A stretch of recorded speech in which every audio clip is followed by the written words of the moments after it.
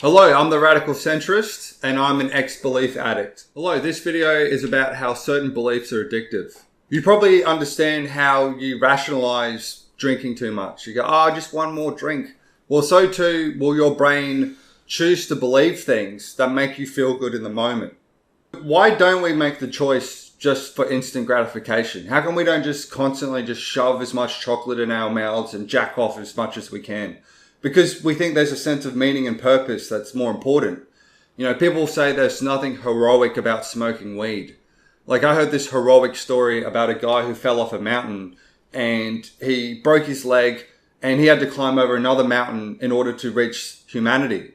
And he thought, there's no way I'm going to be able to do this. I've got a broken leg, I've got no food and water. There's no way I can make it. But then he thought, well, what is my friends and family going to think if I don't try? So he was like, look, I'm just going to try to make it to that spot over there 10 meters away. And he would hobble and then he would get there and he'd go, well, I'm going to go another 10 meters so that they know that I tried. And that's heroic. That's striving for something important. And a lot of people say that drugs aren't heroic. And I beg to differ. Because the other day I had a pound of weed. And I thought, how am I going to be able to smoke all this weed? But then I thought, what are my friends and family going to think if I don't try? So I thought, I'm just going to smoke this little bit of weed. And then I smoked it. And then I thought, look, I can smoke a little bit more. And then eventually I was able to smoke the whole pound of weed.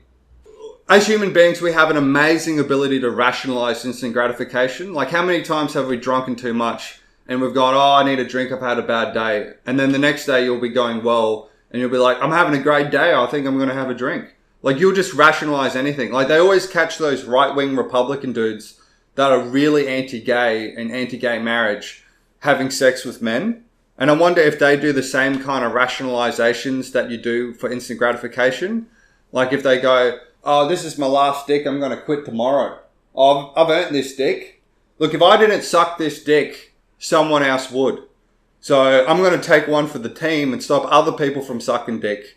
I'm actually a bit of a hero here. I'm like Jesus getting nailed on the cross with dicks. I'm a hero. I'm saving humanity. We have an amazing ability to lie to ourselves to feel good. Like, you ever heard of that phrase, oh, I've got an addictive personality? You know, it makes people feel good about their inability to delay instant gratification. Like, what are you really saying when you say you have an addictive personality? It's like saying, oh yeah, my star sign is lazy shit cunt. Yeah, I was born in the constellation of a syringe. Yeah, so that's me. Yeah, you know Orion's belt? Yeah, well, for me, when I was born, Orion's belt was wrapped around his arm. So I've got an addictive personality. It's not me. We invent stories that make us feel good about our situation. Like, I used to hang out with like people who would be considered losers or social outsiders. And I would perceive myself as being more inclusive and more moral. I'm not a snob like those elites. I'll hang out with anyone because I'm not shallow. But in reality, I was only hanging out with those people because they're the only people that would hang out with me. Like, I thought I was a social butterfly, but it turns out I was a social dung beetle. And the way this ties into ideology is that ideology gives us this sense of meaning and purpose when we can't develop it on our own. For example, Karl Marx is interesting. So Karl Marx wrote that he's not interested in any particular capitalists. He's interested in capitalists as a class. Like, the reason Karl Marx wasn't interested in any individual capitalists and he was interested in capitalists as a class is because that's a great way for him not to come to terms with the fact that the person who was sponsoring him, Engels, was a business owner who owned a factory. And then Karl Marx would like go into the factory to study capitalism, right? He was being funded by these people working so he could write a book about their exploitation. Do you know what I mean? Like, he was like some kind of perverted Jane Goodall, like living with the chimps, like other people like working in the factory all hard. He was an alcoholic, so he's there probably drunk, just going, oh, the exploitation is awful. We need a communist revolution. Okay, Marx, how about you give up some of that money that you get from us working? Nah, mate, no, I need it for the revolution. Ideologies are really easy to sell to people who have no meaning in their lives because it allows them to basically get synthetic meaning. In the same way, drugs can allow you to feel positive emotions, so too do ideologies. Oh, I'm not a loser. I'm a great hero fighting for the proletariat. I used to be an anarchist. I used to be a far left-wing activist. And a lot of people involved in the far left are people who weren't the cool kids in high school, shall I say. Like, I was bullied in school because I had dyslexia. So I couldn't be a nerd because I couldn't read properly. And I wasn't good at motor skills. So I couldn't be a jock. So it's really easy to sell that person who was bullied in school the narrative that they're oppressed. Oh yeah, it makes sense. Yeah, the system's oppressive. You know, basically socialism is a sophisticated form of revenge of the nerds.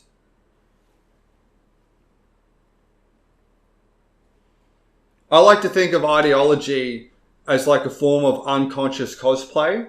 So like cosplay kids, they dress up and they wear the thing, go, I'm Superman, woo! You know, I used to look down on them and think that they were a bit weird. It was like, you're an adult dressing up as like a child's cartoon character. What is wrong with you? But then ideology is like unconscious cosplay. Like you create this crazy narrative that you believe. Like at least the cosplay kids, they go home and then they live their life. But like an ideologue is wearing the costume constantly. Video games are like ideology in that you have a mission, you're a hero, and you have all this great purpose so you can escape into the video game. And then you can see yourself leveling up and you get like a reward and you see your progress. Well, it's really hard to make progress in real life. And that's why I procrastinate a lot. Because, look, washing the dishes, putting out the bins, these are boring, mundane tasks. That's why I'm trying to invent like Google goggles that you wear that gives you the same rewards of a video game for doing mundane tasks. Like you take out the bins and you get like a little you're a bin wizard. You are now level 23 bin wizard. Yes!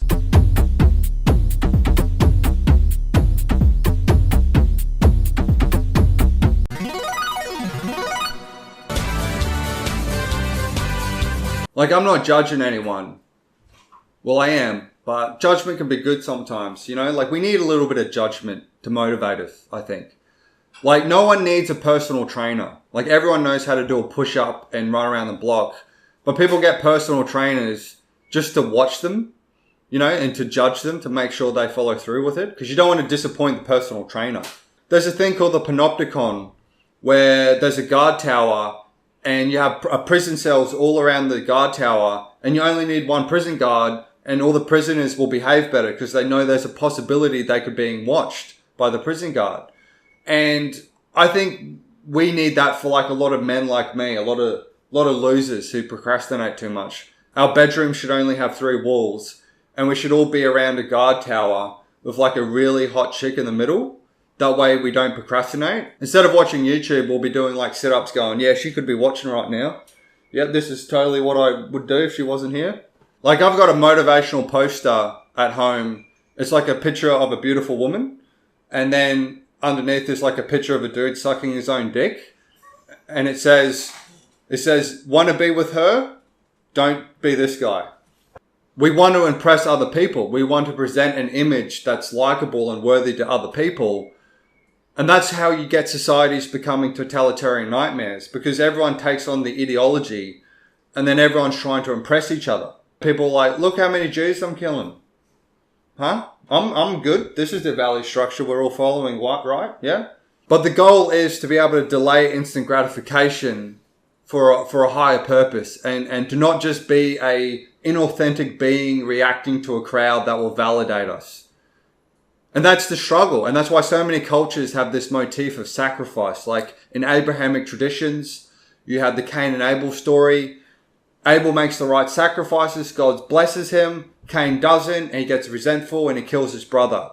So that's ancient people basically saying, Abel delayed instant gratification. He worked hard. People liked him. He got more rewards. Cain sat around doing nothing, and then he got resentful, and he was kind of like Karl Marx. And you've got other traditions like Norse mythology. You got Odin who stabbed himself with a spear and hung himself from a tree in order to learn the magic of the runes, which were basically learning how to read. And this is why cultures have this in them, is to make us learn that lesson, to better ourselves. And that's why Kim Kardashian is so inspiring, because she teaches people why it's important to delay instant gratification for a better life. And that's why our society is really thriving and there's no existential crisis going on. And I'm speculating here, but I wonder, when it came to like societies that would engage in human sacrifice, was this kind of, that knowledge was understood about delaying instant gratification, but not understood fully enough, and then the tradition got corrupted, and then they started killing people because it allows the priestly class to become corrupt and to power trip to decide who lives and who doesn't die. And they're also trying to cheat reality. Like, how often do you try and cheat reality where you go, oh, well, I'll have this beer, but tomorrow I'll work hard? Is that kind of the psychology of human sacrifice? You know, like, I'm trying to work on my career so that I can have a good, happy, meaningful life. And that's why I'm going to make the right sacrifices.